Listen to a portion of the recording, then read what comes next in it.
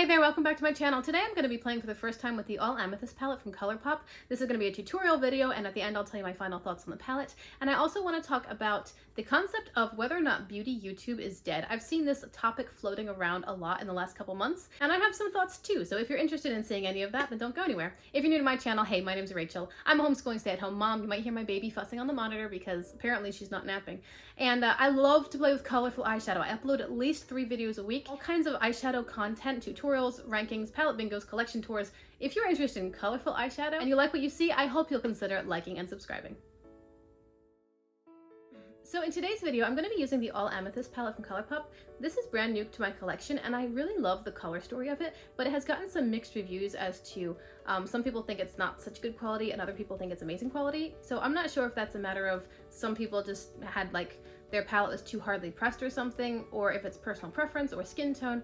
I don't know, but I bought it because it was on sale, and I'm really excited about the color story. I'm hoping that I got lucky and I'm gonna love it. So this is the palette I'm gonna play with today, and I wanna talk about, is beauty YouTube dead? Now I have a couple thoughts on this, but let's get started with the eye look.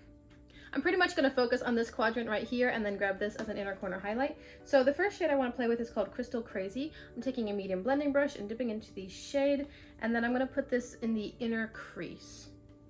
So I'll put it right here.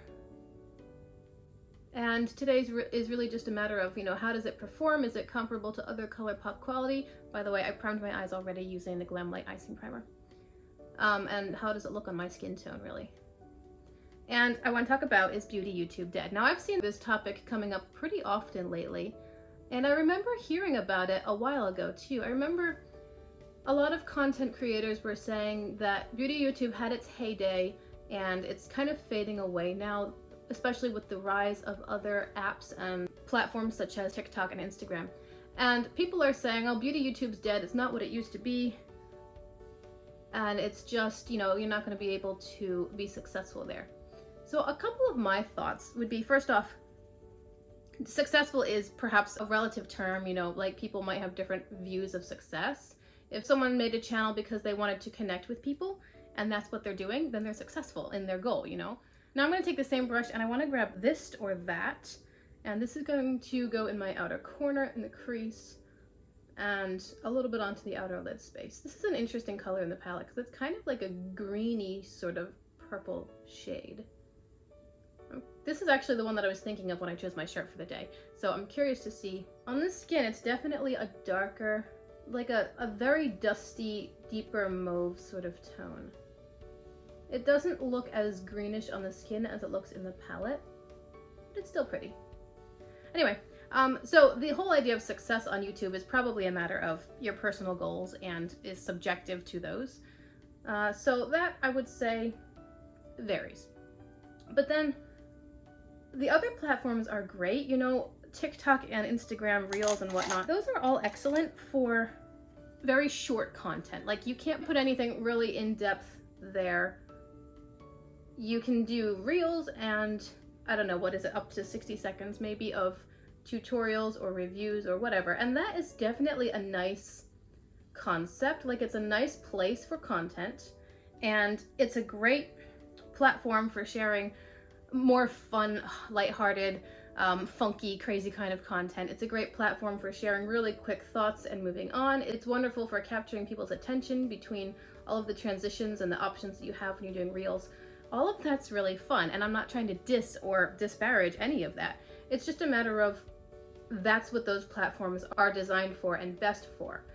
YouTube, however, is a platform where you can go really much more in depth. You can have much longer conversations or discussions or monologues or whatever. You can go deeper and longer into a topic. And so I think it's really a matter of the audience and what they're wanting. With the shade Royal Affair, I'm going to deepen up this outer crease, or the outer corner rather. So really it might just be a matter of who your audience is and what kind of content they want. Some people are specifically going to YouTube for longer content that they can't get on other platforms. There's also the consideration that a lot of content creators who've been around for a while are starting to get burned out. And I think that's kind of an expected turn of events. If you do anything for a long time, you're going to start to get tired. And even if you find it to be very fulfilling and very satisfying and something like a job, you know, it pays your bills, all of that's great. But if you're in a community such as the beauty community where there's typically a good amount of drama, that can be a very tiring thing. I'm taking the shade Sunbird on my finger. In my experience, ColourPop shimmers perform very well using the finger. So we'll see how this goes. That's a nice tone.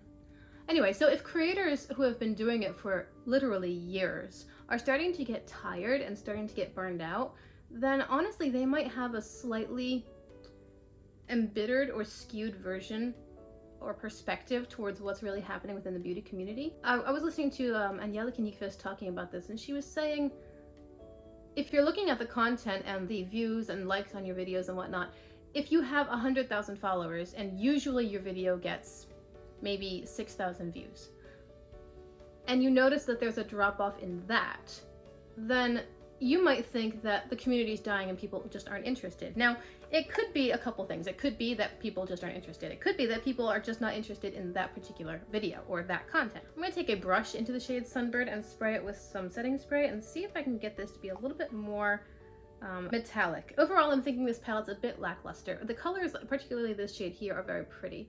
They're just not super exciting. And it very much might depend on if you have a lighter skin tone, it might look better than a darker skin tone. For example, these colors may not show up on a person of color. They're showing up pretty good on me. I don't know. We'll see. But anyway, where was I? I was talking about content and views. If you find that your channel is not getting the views that it used to, it might be the content itself. Maybe people are just simply not interested in that kind of video anymore.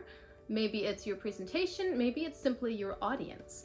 And I think that's something which is kind of getting overlooked. I know Raw Beauty Christie talked about this, a lot of people have talked about it, where they say, oh, the community's dying, we're losing subscribers, we're losing views, we're losing engagement and connection, and it's just not what it used to be. And there may be some truth in that it's not what it used to be, but I think that some people are neglecting to recognize that if you've been doing YouTube for the better part of 10 years, your audience, who may have been diehard fans at the beginning, they've all grown up. You know, 10 years is a lot of time. It's a long time. There's a lot of changes that happen in 10 years. And probably a lot of audiences who started out watching beauty YouTube have grown up.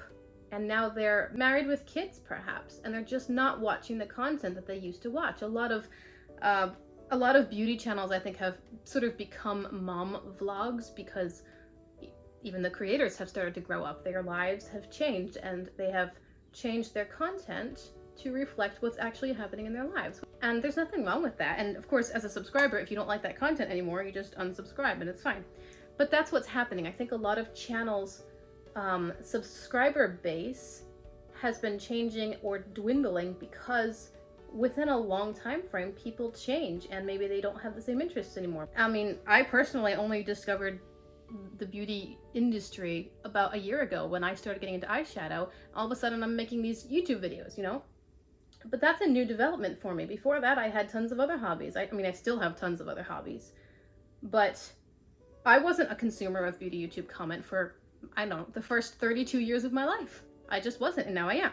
So I think that some people are neglecting to recognize that their subscriber base is probably changing because people are just, their interests change, but at the same time, new people come on scene. You now have people who were kids when you first started beauty YouTube, and now they're teenagers. And now they're interested in applying makeup, and they're interested in, you know, seeing how to do it and watching tutorials. And I feel like even if the creators who've been here for a long time are starting to feel like it's lost its thrill, and a lot of them are stepping away, a lot of them are moving on, doing other things. You also have new creators up and coming every day. New people are discovering beauty as an interest and stepping into that space while other people are leaving. It's just a constant ebb and flow and a cyclical sort of thing. That's something which I think people are not really taking into account, that yeah, your channel is changing and your friends' channels might be changing and maybe you're losing subscribers, but at the same time, new blood is coming in. There are new people getting interested in beauty. There are new people creating beauty content. So you've got small channels popping up all the time. And while one channel might start to die off because that person has had their time, other channels are starting to arrive, and at some point you'll have a new person who has millions of followers, and that's just how it's going to go. And it's like that in everything, you know. Things don't stay static. They don't stay the same forever. It's going to change. I think we need to be aware of that. And, you know, an older content creator, and I don't mean older, I just mean someone who's been doing it for longer. They might still be quite young, but it's a matter of how long they've been doing it. They might be thinking, oh, you know, the beauty YouTube is dying and everyone's going to TikTok. But a lot of people aren't on TikTok or Instagram because they don't want the super short content. They want something a little bit more in depth. On my lower lash line, I'm going to take a small blending brush, grab the shade Trigonal, and I'm going to run this on the whole lower lash line. I thought my baby was napping. She's not. She's upstairs squealing like a little kitten. I really thought she was napping. This is a pretty shade. So I guess all in all, I would say I don't think that beauty YouTube is dead. Honestly, I have had very little time here on beauty YouTube, even as far as simply watching the videos, not even just making them, but watching them. I've had very little time. And I do think that perhaps the biggest channels are noticing changes, but small channels are noticing growth.